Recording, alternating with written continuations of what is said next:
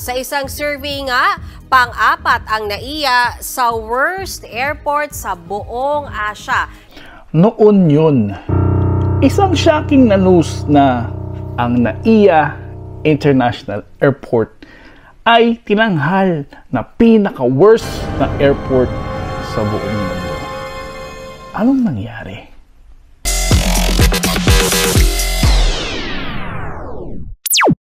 Naalala nyo ba yung issue na to?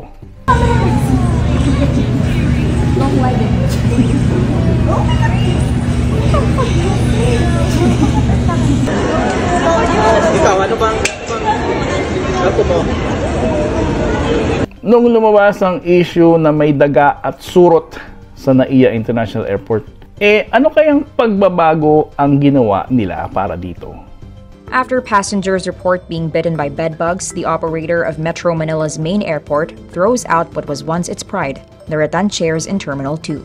Nung nangyari ang issue na to ay ang NAIA ay pang-apat sa pinaka-worst na airport only in Asia.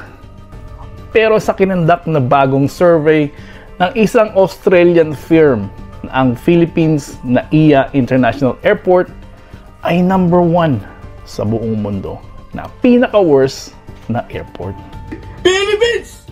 Philippines! Woo! Ang pag-aaral na to ay isinagawa sa mahigit 60 na sikat na mga airport sa mundo. Ang mga score na kinuha nila is from 0 to 10. 10 is being the highest score. Ang NAIA ay nakakuha ng 0.24 out of 10. Grabe, di ba? Sa mga aspeto nito, tinitingnan nila ang Google reviews, operational efficiency, accessibility, services, cleanliness, at Skytrax ratings. Sanitation, bakit? Yung sa banyo, may malaki namang balde doon.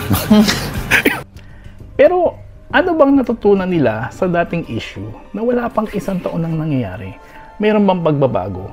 Ginoo, magandang balita. May nangyayari na. Sobrang bago lang itong survey na to ay kinandak noong October 25th, last month lang. So bagong-bago itong survey na to. Among 60 na sikat na airport sa buong mundo, ay NAIA is number 1 worst airport in the world.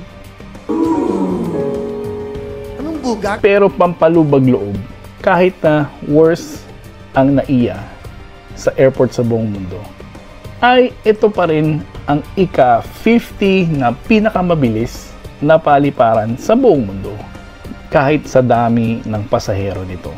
Madaling araw pa kami dito, walang kuryente, mainit, tapos diningnan ko yung flight ko, naka-open doon sa naka-paskel, tapos pinuntahan ko, cancel. Ano kaya ang pangunahing dahilan kung bakit ang NAIA ay pinakakulelat na airport sa buong mundo? So looking forward, the Philippine government ay nag-commit para mapaayos ang pamamalakad sa NAIA International Airport. Ngayon, under new management ang San Miguel Corporation. So sana mapaganda nilang airport, at least we can say na world class ang NAIA at hindi maraming ear. I advise all the media, huwag niyo i-headline yung mga surot at daga niya, nakakasira sa kababayan natin yan. Bugs. So, yun lang for today's video.